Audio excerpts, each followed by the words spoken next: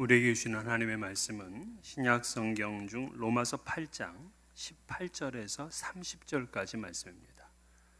로마서 8장 18절에서 30절, 성경 250면, 신약 성경 250면에 있습니다. 이 계시의 말씀을 봉독할 때 살아계신 하나님의 음성을 들을 수 있기를 바랍니다.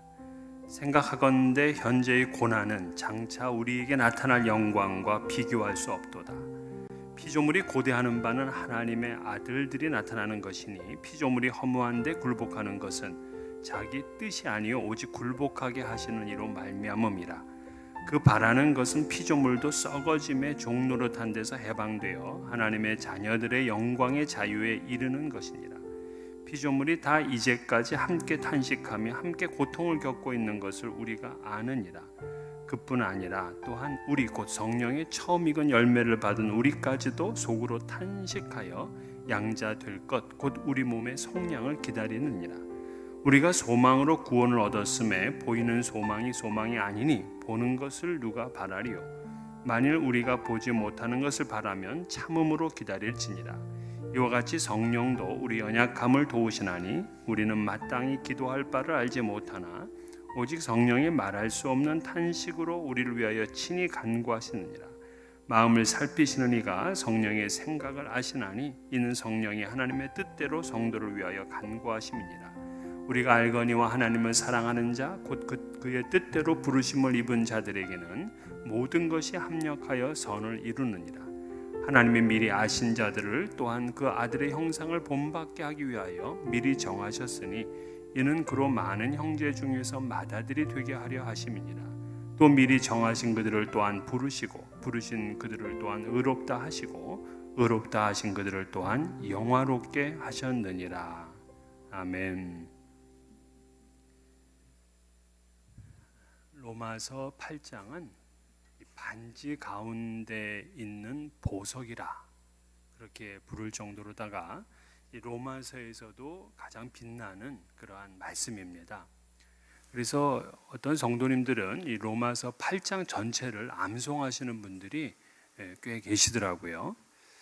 우리가 지금까지 이 8장 전반부에서 어떤 얘기를 했냐면 우리는 생명의 성령의 법으로 말미암아 얻게 된 복, 그 복을 함께 나누었고요. 그리스도의 영으로 사는 사람은 어떻게 살아야 되는지 하는 말씀을 나누었습니다.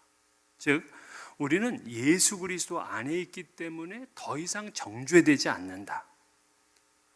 죄로부터 해방되었다.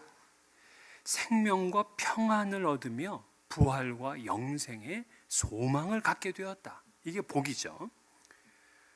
그러면 이제 이러한 복을 받은 영의 사람들은 육을 따르고 육을 생각하는 사람이 아니라 영을 따라 살아가야 돼요.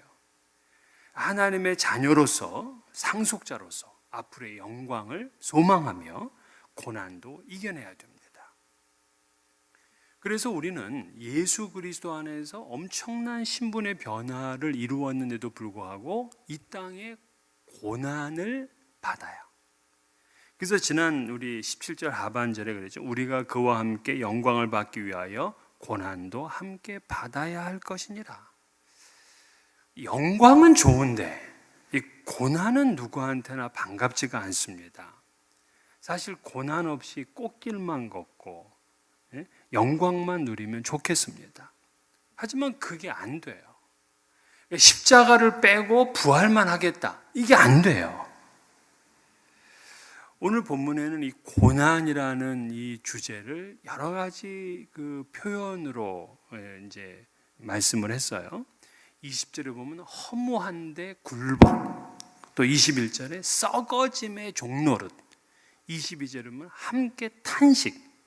특별히 이 오늘 본문에는 탄식이라는 단어들이 여러 번 나오는데 세 가지 종류의 탄식이 있어요. 첫째는 이 자연, 이 피조물 만물의 탄식이 있고요. 두 번째는 성도들의 탄식이 있고요. 세 번째는 성령님의 탄식이 있어요. 물론 성령님의 탄식은 이 자연 만물의 탄식과 성도들의 탄식과는 약간 이제 차원적인 차이가 있죠. 만물이 탄식한다는 게 뭔가 이제 그게 19절부터 22절까지 나오는데요. 그러니까 만물이 고통을 받고 있음을 의인화시켜서 말하는 거예요. 그러니까 만물이 고통을 받으니까 탄식을 하죠. 실제 인간은 그동안 이제 산업 개발, 경제 발전, 도시 확장 이런 논리로다가 무수히 자연을 해쳤어요. 각종 쓰레기들, 폐유, 또 자동차 배기가스, 공장에서 버려지는 화학약품, 무기 이런 것 등으로 인해서 산촌초목이 몸살을 앓습니다. 농촌에서 농사를 짓는 것도 이 자연 친화적인 농사법이 아니죠. 땅을 산성화시키는 자연 파괴적인 농사법을 이용합니다. 그러다 보니까는 땅도 망치고 바다도 대기도 오염시켜요. 또 도를 넘은 이 동물 포획으로 생태계 균형이 깨져버렸습니다. 원래 자연은 어떤 존재냐면 자연은 인간을 돕기 위해서 완전하게 창조가 되어 있는 것, 그게 자연이에요. 그런데 최초의 인간인 아담과 하와가 범죄하고 나서 그들이 에덴 동산에서 쫓겨났잖아요. 돌아올 수가 없었어요. 왜? 하나님께서 가시나무와 엉겅퀴를 이제 자라게 하심으로 그들을 막았습니다. 인간의 죄성으로 인해서 자연이 고통을 받게 되니까 자연이 도와야 될 인간에게 오히려 고통을 주고 있는 거예요. 그래서 지금 전 세계적으로는 오존층의 파괴가 심각하잖아요. 지구의 성층권에 있는 오존층은 그 두께가 20에서 25km라 그래요. 20에서 25km, 엄청나게 넓은 층이죠. 그런데 그게 파괴가 되어 있어서 인체와 생물에 해로운 그런 자외선이 그대로 들어오는 겁니다. 생명을 보호받을 수 없게 되는 거예요. 그리고 온통 이제 열을 발생하는 기구들이 많잖아요. 그래서 지구 온난화 현상이 일어나면서 홍수, 가뭄, 폭설 뭐 이런 게 그냥 빈번하게 일어납니다. 그래서 요즘 이제 우리가 그 기상에 대한 이제 예보를 받게 되면 뭐 100년 만에 돌아오는 뭐 기상 관측 이래로 뭐 이런 표현을 많이 써요. 그러니까 이 자연은 새 하늘과 새 땅이 다시 창조될 때까지 그치지 않는 그런 고통을 받고 있기에 탄식이 그치지 않는 거예요. 그래서 19절에 보면은 피조물이 고대하는 바는, 즉 이 자연 만물이 고대하는 바는 하나님의 아들들이 나타나는 것이니, 이 하나님의 아들들은 완전하게 구원받은 우리들이야. 우리들. 그러니까 자연도 완전히 영화롭게 된 그러한 하나님의 자녀들로 회복되기를 기다려. 그래야 자연의 탄식이 끝나기 때문에. 그러니까 이 자연 만물도 이 인간들, 이게 예수 믿는 사람들이 완전한 그 영화로운 몸으로 변화되기를 그렇게 이제 바라고 있다는 거예요. 이어서 이제 23절에는 성도들의 탄식이 나오는데요. 그뿐 아니라 또한 우리 곧 성령의 처음 익은 열매를 받은 우리까지도 속으로 탄식하여 양자될 것 곧 우리 몸의 속량을 기다리느니라. 그러니까 자연뿐만이 아니라 믿는 우리까지도 속으로 탄식합니다. 그렇죠? 뭐 우리가 살다 보면 고통, 실패, 좌절, 뭐 헤어짐, 배신 이런 것 등으로 인해서 탄식해요. 그래서 빨리 주님께서 오셔서 우리를 구원해 주기를 기다립니다. 특별히 요즘 우리 이 최근 코로나로 인해서 사랑하는 사람을 잃고 그리고 또 시위 약탈로 인해서 엄청나게 수십 년 동안 그냥 쌓아놓았던 것들을 그냥 한순간에 다 잃어버리고 이런 거 보면 인생이 참 지치거든요. 성도들이 탄식합니다. 속히 주님이 오셔서 구원해 주기를 바랍니다. 그러니까 탄식할 정도로 인생이 고통스럽고 지친 삶을 살게 되면 사실 빨리 주님 오셨으면 하는 그런 이제 마음이 있잖아요. 주님을 더 소망하게 되는 거예요. 그런데 사실 이 고난은 신앙이 뭐 좋은 사람한테는 안 오고 뭐 안 좋은 사람한테 오고 그거 아니에요. 이 구약에서 다윗을 보게 되면 다윗도 평생 고난의 삶을 살았어요. 내가 사망의 음침한 골짜기로 다닐지라도 해 받을 것을 두려워하지 아니함은 주께서 나와 함께 하심이라. 그러니까 이렇게 찬송을 했는데 주께서 함께 하신다고 나는 사망의 음침한 골짜기를 안 가느냐? 그거 아니에요. 함께 하심에도 그 사망의 음침한 골짜기를 다닐 수밖에 없는 거라. 또 사도 바울도 고린도후서 11장에 보면 그 고난에 대한 그 마치 이력서를 이야기를 하잖아요. 여러 번 죽음의 매질을 당하고 길을 가든 강을 건너든 바다에 배를 타고 가든 항상 위험이 그를 따랐어요. 또한 동족을 만나도 항상 불안했습니다. 이방인을 만나든 자기 동족을 만나든 위험했어요. 최소한의 의식주조차 해결이 안 됐습니다. 잠을 못 자고 굶주리고 목마르고 춥고 헐벗었다 그렇게 말해요. 그러니까 이렇게 다윗이나 바울을 보게 되면 우리가 죄를 져서 불법을 저질러서 우리가 악해서 고난당하는 것만은 아니에요. 사실 우리가 법을 어겨서 고난을 당한다 그거는 참기 쉬워요. 왜냐하면 내 죄값이니까 당연히 받아야 되지. 이건 쉬워요 오히려. 그런데 선하게 살려고 하는데 고난을 당하는 거 이게 해결하기가 어렵거든요. 다윗이나 느헤미야나 바울이나 주님을 위해 헌신한 사람들, 주님을 기쁘시게 하려고 애를 쓴 사람들이잖아요. 이런 사람들에게 고난이 찾아와. 왜 하나님께서는 이 신앙인들이 이렇게 절망하고 탄식할 수밖에 없는 현실을 왜 하나님은 그냥 놔두는 것일까? 왜 우리 인생에 이 고난만 좀 싹 빼주시면 좋겠는데 왜 신앙인에게도 이렇게 고난의 지평이 펼쳐지게 되는가? 사실 이제 고난을 당하게 되면 이제 겸손해지고 하나님을 더욱 찾는 건 있어요. 그러니까 사사시대를 보게 되면 그들이 자기 소견대로 제멋대로 살다가 이방 나라가 침입해 오고 그들을 압제하고 약탈해가고 그렇게 되면 막 그때 가서 하나님을 찾고 하나님께 돌아오잖아요. 그러니까 고난은 우리를 겸손하게 하고 하나님을 찾게 하기도 해요. 근데 오늘 본문에서는 하나님이 믿는 자에게 고난을 허락하시는 이유가 뭐라고 했냐면 우리를 영광의 길로 안내하기 때문이다. 또 고난 뒤에 얻는 기쁨이 더욱 크기 때문이다. 이렇게 말하고 있어요. 그래서 17절에 영광을 받기 위하여 고난도 함께 받아야 할 것이다. 그러니까 고난은 마치 영광의 길을 가는데 필수 코스라는 거예요. 그러니까 애굽에서 나와서 가나안 땅으로 그냥 바로 비행기 타고 가는 게 아니잖아요. 그 약속의 땅을 얻기까지 광야의 고난의 길을 지나가야 돼. 시편 기자는 의인은 고난이 많다 그렇게 고백을 했고요.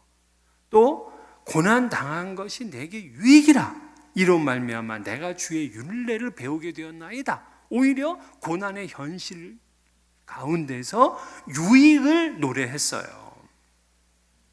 사실 로마서는 이제 복음에 대해서 설명하는 책이잖아요. 예수를 믿음으로 우리가 의롭게 되고 하나님의 자녀가 됐어요. 그러면 이것으로 끝나면 좋은데 이 로마서에는 죄에 대해서 굉장히 많은 부분을 할애해서 얘기를 해요. 왜냐? 하나님의 자녀가 계속해서 이 죄와 싸우기 때문에 그래요. 영화의 순간까지 이 죄는 우리를 계속해서 붙들고 넘어뜨리려고 하고 그 영화의 길까지 도착하지 못하게 만들거든요. 그래서 이 로마서는 아니야, 너희들은 죄로부터 해방되어서 더 이상 정죄되지 않아. 이걸 강조하고 있는 거예요. 근데 여기에 이제 또 한 가지 우리가 신앙생활 하는데 장애물이 되고 넘어뜨리게 하는 게 뭐냐? 고난이 그래. 고난을 당하게 되면 이 끝까지 주님의 길을 가는 것에 실패하는 그러한 이 예들이 참 많아요. 그래서 오늘 이 본문은 칭의받은 성도를 넘어뜨리려고 하는 그 고난에 대한 교훈을 주고 있습니다. 물론 이 본문이 고난을 피하는 비결을 말하는 거 아니에요. 고난을 이기는 비결을 말하고 있어요. 자, 그러면 이 성도들은 고난을 어떻게 이길 수 있는가? 첫 번째 비결은 장차의 영광을 생각하라. 그러니까 현재의 고난과 장차 우리에게 나타날 영광을 생각하라. 18절을 보면 생각하건대 현재의 고난은 장차 우리에게 나타날 영광과 비교할 수 없도다. 자, 생각하건대 로기조마이라는 말은 계산하다, 생각하다 이런 뜻을 가지고 있어요. 자, 그러면 뭐를 계산하라는 얘기예요? 뭐를 생각하라는 얘기예요? 그러니까 이 양팔 저울에 한쪽에서는 현재에 당하는 고난의 무게를 올려놓고 한쪽에는 우리가 장차 누리게 될 영광의 무게를 올려놔보라는 거야. 그걸 생각해 보라는 거예요. 이 생각이 고난의 지평을 뛰어넘게 하는 첫 번째 비결이야. 그러니까 여러분이 지금 아무리 심각한 그러한 고난이 있을지라도 영원히 영광스럽게 살아가는 우리의 그 미래의 삶과 비교해 보면 이거 아무것도 아니거든요. 아무것도 아니야. 장차 우리가 누릴 영광과는 비교할 수가 없어요. 이 겨울철 끼니가 부족한 한 농가에서 종잔 나달이 한 대박 있다고 합시다. 농부는 사실 이걸 지금 끓여 먹으면 한 끼는 뭐 배불리 먹을 수 있지만 사실 그걸 참아내요. 그래서 이듬해 봄에 이 씨를 뿌려가지고 가을에 엄청난 수확과 결실을 얻는 거예요. 자, 지금 우리들이 이 땅에 뭐 사업을 하든지 학업을 하든지 어떤 뭐 계획을 가지고 있든지 다 힘들고 어려워요. 우리 신앙생활이 다 그래요. 부족한 가운데서도 이렇게 주일날 하나님 앞에 예배하고 말씀을 읽고 새벽에도 나오고 이렇게 하잖아요. 왜 그러냐면 지금의 이러한 고난은 우리가 장차 누리게 될 영광과 비교할 수 없기 때문에 그래요. 이거를 계산해내고 이거를 생각하는 사람은 고난을 다 이겨내. 특별한 사람과 보통 사람의 차이는 그가 재능을 많이 가지고 있느냐, 뭐 지식이 많으냐 그거 아니에요.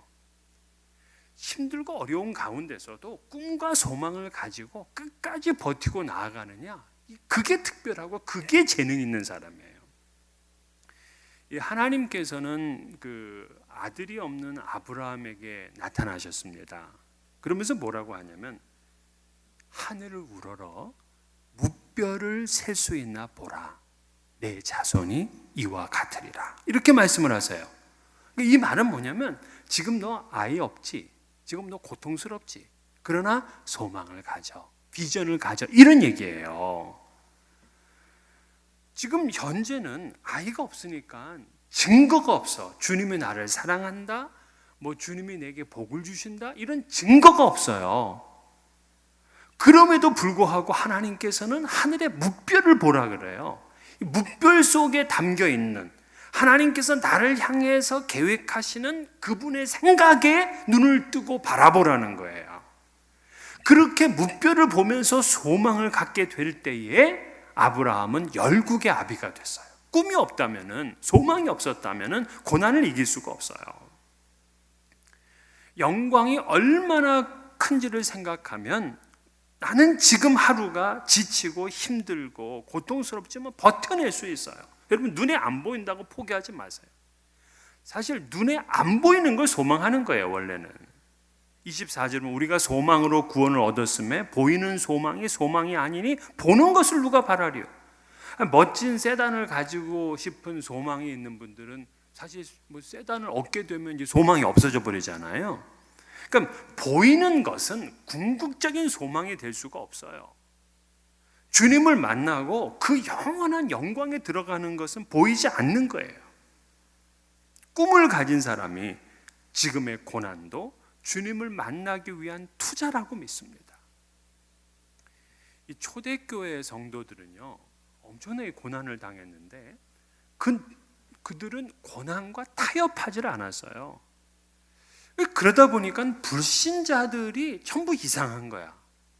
아니, 고난을 당하면은 이거 다 포기하고 그냥 이 현실의 삶을 붙들어야 되는데, 이상하게 믿는 사람들은 왜 이런 일에도 그냥 끝까지 자기의 믿음을 지켜갈까? 그게 이상한 겁니다. 그래서 그 선교사 열전이라는 아주 유명한 책을 쓴 루스 터커라는 분은요, 그 책의 내용이 이런 얘기를 하고 있어요. 타협하지 않는 기독교인들의 굳건한 신앙은 초기 교회 시대의 불신 세계를 환하게 비춰준 등불이었다. 그러니까 당시 불신자들은요, 기독교인들에게 세 가지 의문을 가지고 있었다 그래요. 첫째는 기독교인들은 죽음을 눈앞에 두고서도 왜 조금도 움츠러들지 않는 것인가? 두 번째는 십자가에서 죽은 예수가 어떻게 하나님이며 이것이 또 그 이전부터 계획된 각본이라고 어떻게 그렇게 확신을 가질 수 있는가? 셋째는 눈에 보이지 않는 신에 대해서 어떻게 그렇게 철저한 신앙을 가지고 있는가? 그건 전에는 본 적도 없는 것이다. 무엇이 그들에게 그런 용기를 주는 근원이 되었을까? 하고 생각을 했다 그래요.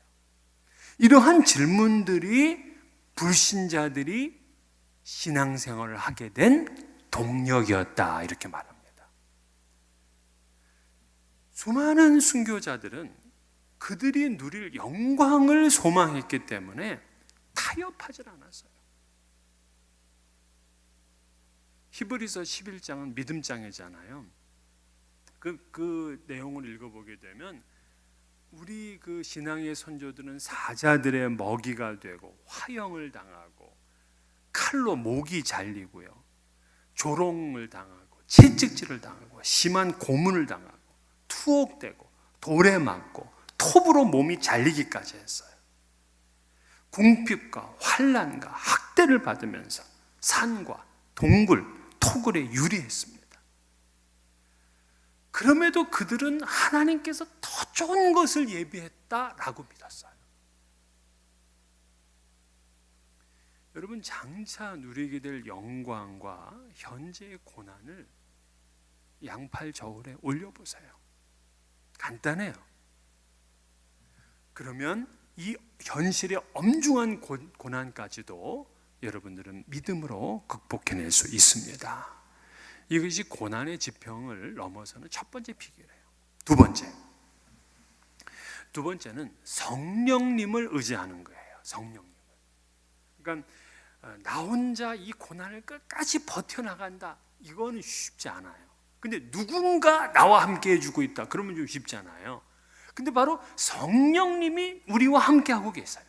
26절을 보게 되면 이와 같이 성령도 우리의 연약함을 도우시나니. 왜 우리가 성령님을 의지해야 되느냐? 성령님이 우리를 도와주세요. 우리가 넘어지려고 하면 붙들고, 또 넘어지면은 다시 이렇게 세워주고, 우리가 힘든 무거운 짐을 갈 때 그분이 오셔서 함께 져주시고 그래요. 그래서 성령님의 또 그 다른 이름 우리가 보혜사라고 하잖아요. 보혜사. 이 보혜사라는 건 무슨 뜻이냐면 협력자, 또 위로자, 이런 뜻이에요.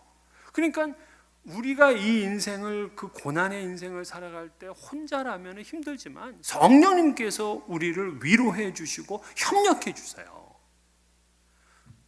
또 왜 우리가 두 번째 성령님을 의지해야 되냐면 그 성령님께서 우리를 위해서 탄식하면서 기도하세요. 26절에 우리는 마땅히 기도할 바를 알지 못하나 오직 성령이 말할 수 없는 탄식으로 우리를 위하여 친히 간구하시느니라. 우리는 기도할 바를 알지 못할 때가 있어.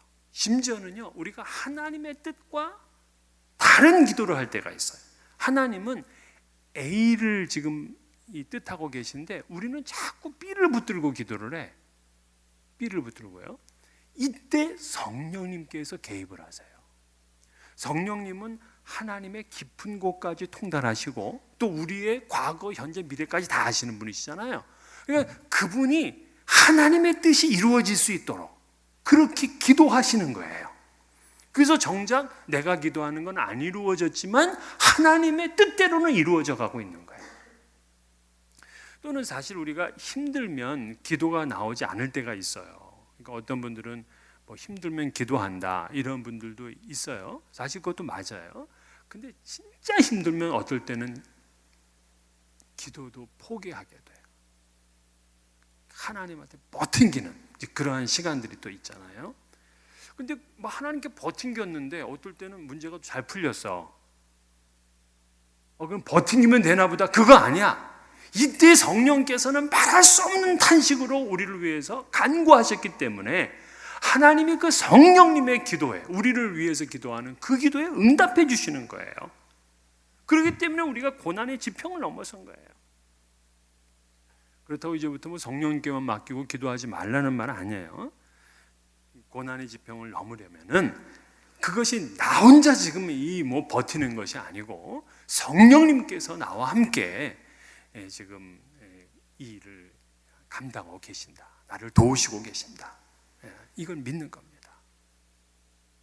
마지막 세 번째로는 결국 선을 이루게 될 것을 아는 겁니다. 28절 우리가 알거니와 하나님을 사랑하는 자 곧 그의 뜻대로 부르심을 입은 자들에게는 모든 것이 합력하여 선을 이루느니라. 그러니까 여기서 우리가 무엇을 알라고 하느냐면 하나님을 사랑하는 자는 모든 것이 합력하여 선을 이루게 된다. 이거를 알라는 거예요. 이 단어가 중요해. 모든 것이 합력하여야.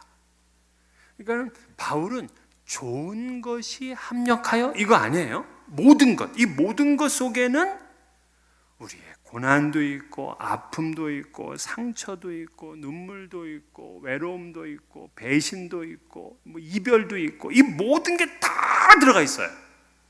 이 모든 게 다 합력해요. 하나님을 사랑하는 자는 하나님께서 이 모든 것을 다 재료로 만들어서 요리를 하세요. 선한 것뿐만이 아니라 악한 현실도, 기쁜 일만이 아니라 슬픈 일까지도 합력하여 선을 이루어 가시는 거예요. 그러니까 여러분들 지금 우리가 당하는 그 아픔과 고통 이런 거 있잖아요. 이게 지금 하나님께는 내가 선을 이루어가는 재료가 돼 있는 거예요.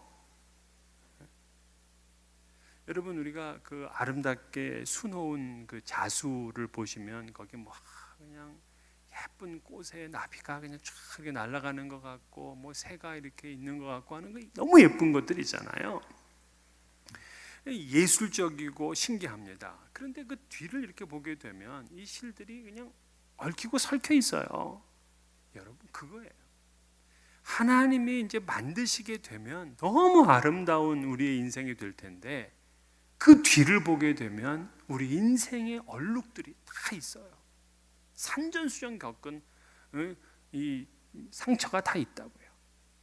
근데 주님께서는 이 모든 것을 합쳐서 선을 이루게 하신다. 이걸 알아야 돼요. 그렇게 되면 우리는 고난의 지평을 뛰어넘을 수 있어요. 자, 그런데 이게 진짠가?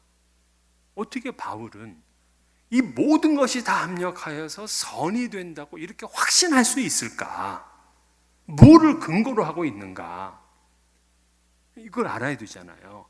어떻게? 아니 도대체 우리에게 뭐가 있기 때문에 우리의 모든 게 다 합력하여 마지막에는 선. 이 선이 영어로는 굿니스예요. 굿니스. 그 앞에 굿은 좋은이잖아요. 모든 게 다 좋게 돼.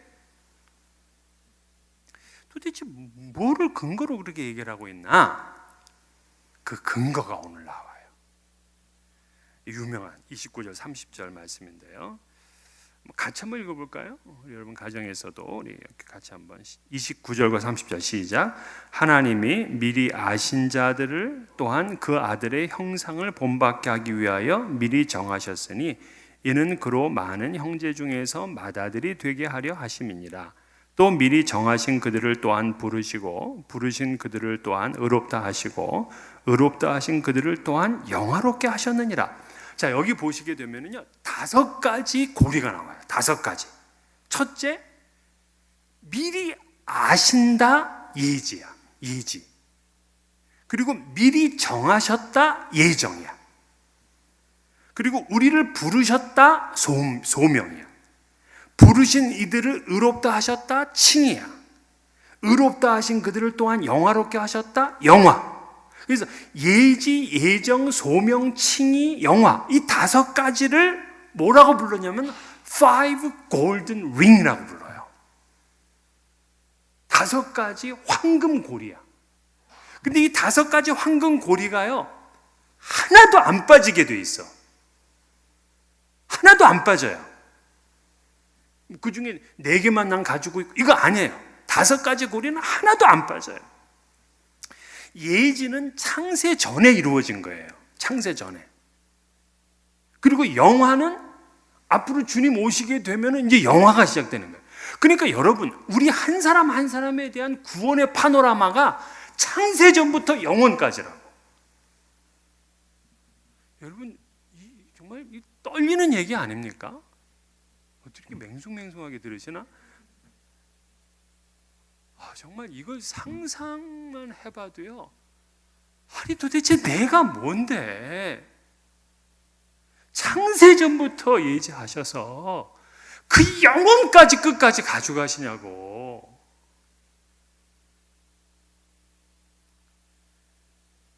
우리가 알 것은 하나님께서 예정하시고 부르신 자들은 모두 영화의 복을 얻는다는 사실이에요. 고리가 안 빠져요. 고리가 안 빠져요. 그러기에 이 사도 바울은, 자, 우리는 그런 신분이기 때문에 결국은 모든 게 다 합력해서 선이 된다, 이걸 확신할 수 있는 거예요. 우리가 다 영화로운 사람들이 될 거니까 다 선이 되지. 지금의 고난도요, 내가 가는 영화의 길 가운데 하나의 코스예요. 코스. 반드시 이깁니다. 한국 축구 국가대표 경기를 우리 다 좋아하잖아요. 특별히 뭐 월드컵을 한다든가 아니면 뭐 일본하고 한다든가 그러면 막 그냥 긴장이 되잖아요. 상대가 그냥 이렇게 조금만 우리 팀에 와도 그냥 긴장이 되고 그냥 계속 우리만 공격하고 우리만 골 넣었으면 좋겠는데 사실 뭐 그렇지는 않잖아요. 그래서 이제 조마조마하고 경기를 보게 되는데 어떨 때는 우리가 경기를 못 볼 때가 있어. 그러면 이제 결과가 궁금하니 결과를 봐. 그랬더니 우리가 결국에 이겼대. 이겼다 그랬는데 재방송할 때가 있어요. 그럼 재방송을 봐.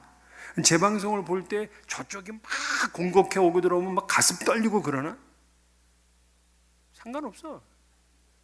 저쪽이 골 넣어도 뭐 그것 때문에 뭐 욕하고 그러나? 안 그래. 저쪽이 골을 많이 넣을수록 더 좋아, 더 신나. 왜냐면 우리 더 많이 넣을 거니까. 이거예요. 우리는 이미 이긴 인생을 사는 것임을 믿으시길 바랍니다.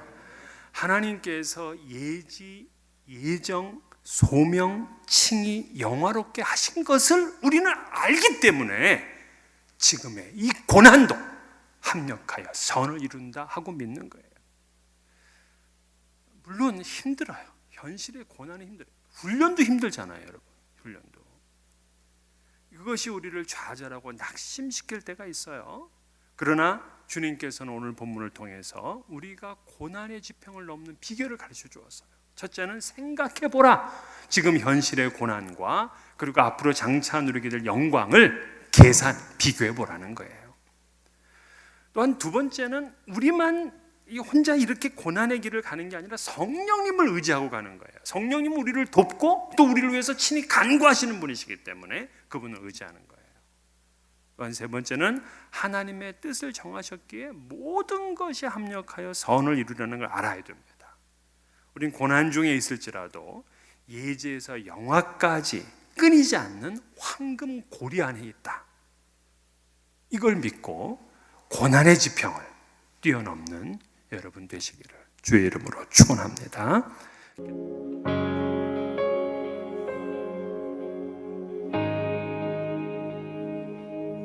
나의 눈